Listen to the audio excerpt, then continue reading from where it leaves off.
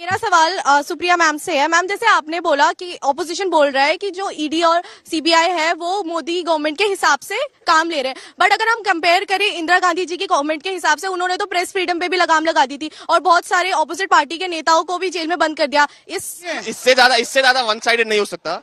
तो 24 to 29 मोदी जी की क्या पॉलिसीज होनी चाहिए? आपका शुभ नाम? मनीष।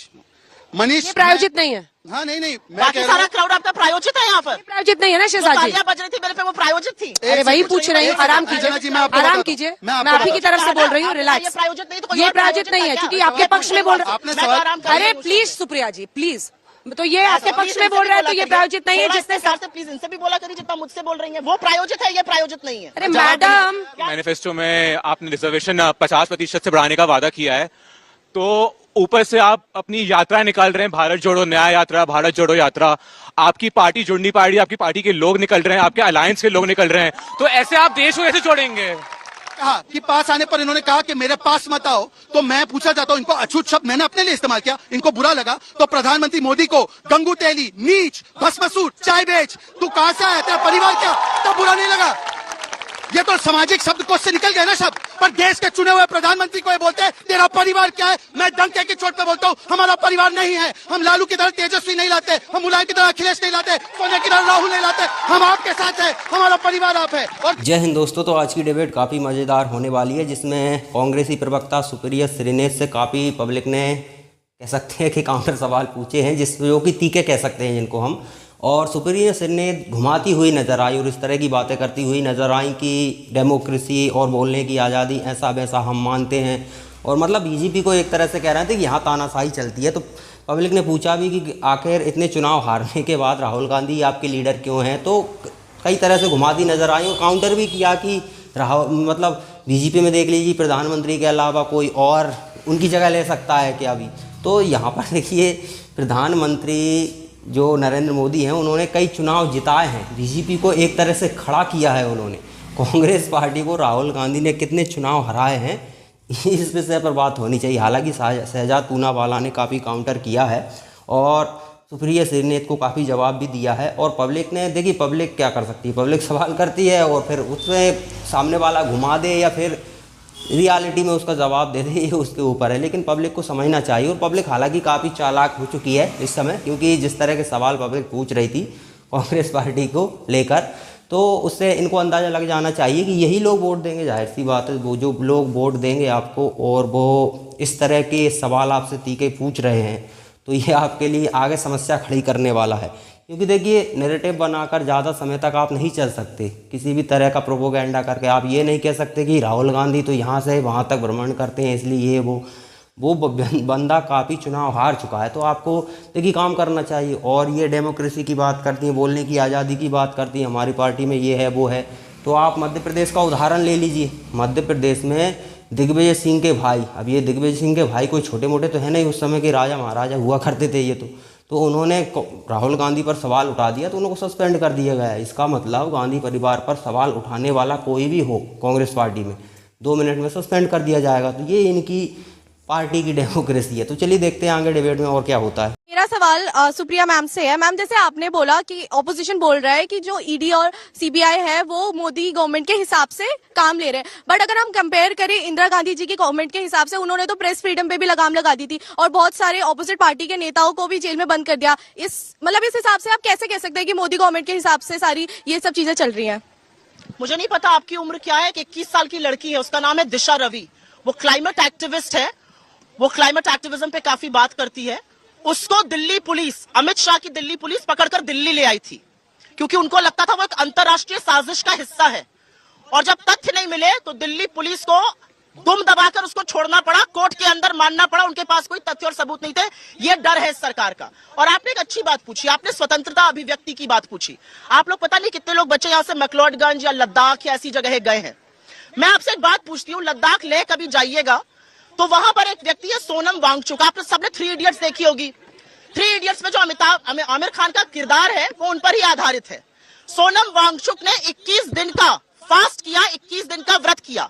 लद्दाख की जनता सड़कों पर है आज की तारीख में। 3 लाख की जनता है, 10% लोग आज भी सड़क पर हैं। और कहते हैं कि चीन घुस आया है, हमारे चरवाहे जा नहीं पा रहे हैं, सरकार को 6 शेड्यूल में हमें शामिल करना चाहिए।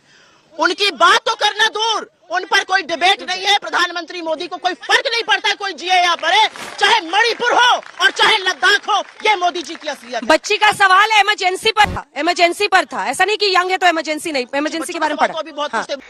आप बोल। एक चीज मैं और कहना चाहती हूँ, आप लोगों में जिसका मन हो मुझसे खड़े होकर सवाल पूछिएगा। अगर आपको उनकी बात अच्छी लगे खूब ताली बजाइएगा, मुझे भी हूट करिएगा। मैं आपको किसी का, मैं इंडिपेंडेंट इंडिया में युवा को किसी का हूटिंग करने वाला स्टूज कभी नहीं कहूंगी, बिल्कुल ये पाप नहीं करूंगी। आप करिएगा, ये आपकी स्वतंत्रता है। ये देश दुनिया का सबसे युवा देश है, यहाँ पर आपको हूटिंग करने की भी आजादी होनी चाहिए, ताली बजाने की भी आजादी होनी चाहिए। अंजना जी, किसी के बाप की बकवास अंजना जी, अंजना जी, आपने इमरजेंसी पर अभी भी नहीं बोला, इसलिए रुक जाइए। सवाल इमरजेंसी पर था। वो बच्ची पूछ रही थी कि जिस पार्टी ने देश में इमरजेंसी लागू किया। नेता ने कहा है, सवाल का जवाब सुनिए। मेरे नेता ने कहा है कि इमरजेंसी एक काला अध्याय था और वो गलत था। अब आए ना लाइन पे। अंजना जी, अभी इन्होंने बड़ी बड़ी अच्छी बातें की, तो इनसे एक बार बोलिए कि जनता को राक्षस कहने वाले रणदीप सुरजेवाला पर क्या कार्रवाई की? वहां पर तो पूरी जनता को राक्षस बोल दिया था, उस पर एक शब्द नहीं बोल पाए। चलिए, मैंने तो एक प्रायोजित व्यक्ति को चिन्हित किया तो उनको बुरा लगा, मैं बोलता हूं कि गलत है। अब बताइए कि जो रणदीप सुरजेवाला ने बोला उस पर कुछ नहीं बोल पाएंगी। अच्छा, अंजना जी ये क्या बोल रही हैं कि ये मीडिया की स्वतंत्रता के लिए है? अरे भाई, 14 पार्टियों ने 14 जर्नलिस्ट को बैन किया, वो कौन सी पार्टियां थी? चित्रा जी के शो पर जो 5 बजे होता है, कौन सी पार्टी नहीं आती है? कांग्रेस पार्टी नहीं आती है। और ईमानदारी इनकी ये देखिए कि ये खुद पत्रकार थी, अगले दिन पत्रकारिता छोड़कर प्रवक्ता बन गई और टिकट लेकर चुनाव लड़ने लगी। पर तो दूसरों की मर्यादाओं पर, दूसरों की नैतिकता पर सवाल ये खड़े करती है। और अगर नाम बुलाना गलत है तो गोदी मीडिया किसने टर्म कॉइन किया है? आपको भी गोदी मीडिया कौन बोलता है? बताइए जरा एक बार इनको। और तीसरी बात, देखिए मैं भागता नहीं हूं, इमरजेंसी की बात करती हैं।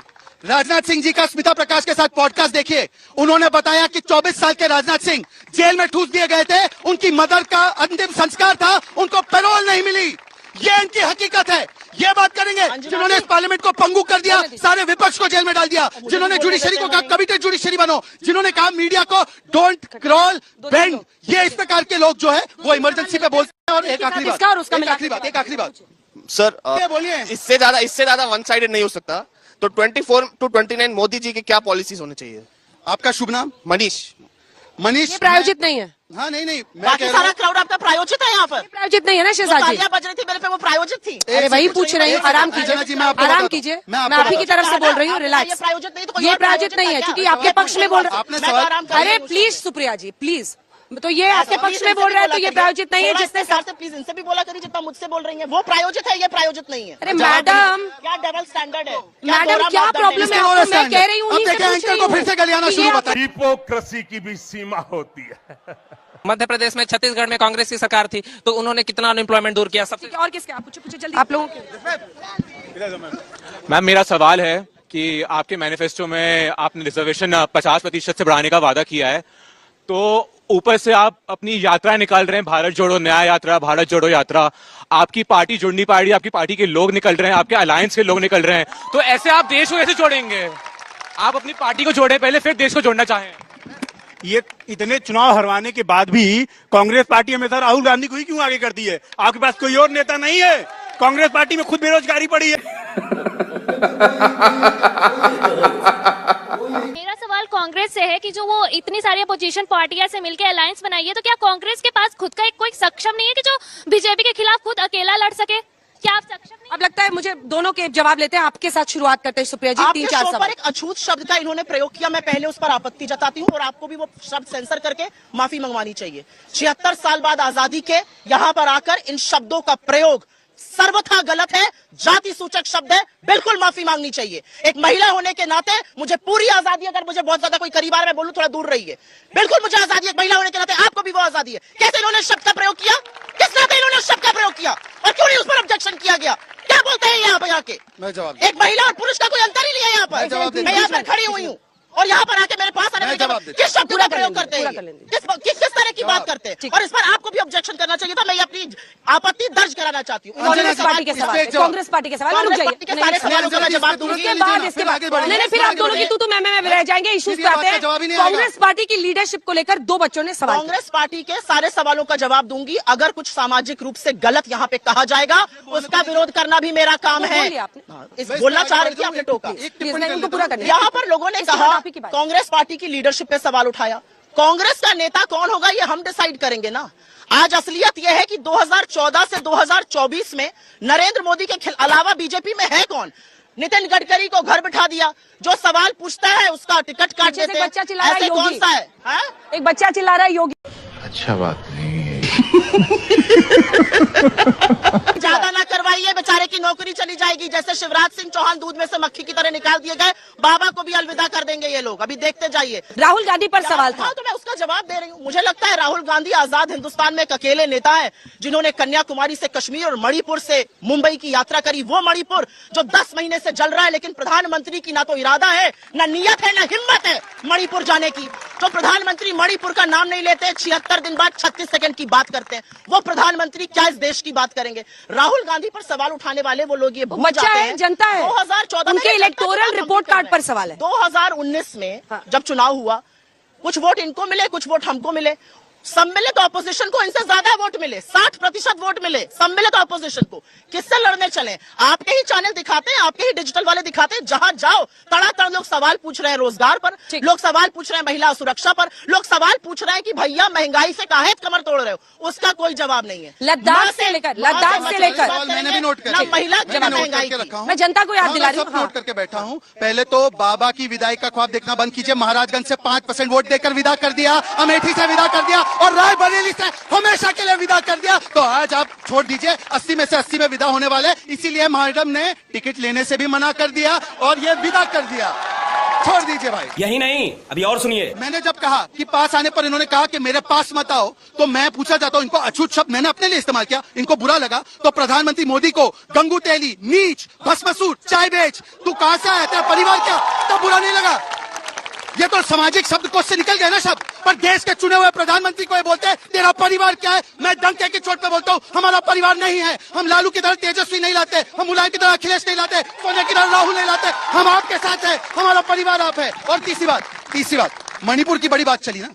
मणिपुर पर इसी पार्लियामेंट में 2 घंटे अमित शाह बोले, इसमें ही पार्लियामेंट में प्रधानमंत्री मोदी बोले, ये लोग विपक्ष भाग गए। परंतु मैं इनसे पूछा जाता हूं, संदेश खाली पर ममता दीदी ने शाहजहां को डिफेंड किया, एक शब्द प्रियंका वाड्रा ने नहीं कहा, एक शब्द बेलगावी के न्यूज स्ट्रिपिंग पर नहीं बोला। तरन में महिला को निर्वस्त्र किया गया, एक शब्द प्रियंका वाड्रा ने नहीं बोला। झारखंड में एक विदेशी महिला का सामूहिक बलात्कार किया गया, एक शब्द प्रियंका वाड्रा ने नहीं बोला। और आखिरी देखिए, राहुल के बारे में आप मत पूछिए। आज ही जब गेमर्स के साथ प्रधानमंत्री बैठे थे और नूब की चर्चा हुई, तो नूब की चर्चा बिना नाम लिए ही समझ गए कि राजनीति का नूब कौन है। आज के लिए फिलहाल इतना ही। आपकी तरह मैं भी मायूस हूँ, लेकिन उम्मीद पर दुनिया कायम है। दिल दुखा है लेकिन टूटा तो नहीं है, और उम्मीद का दामन छूटा तो नहीं है।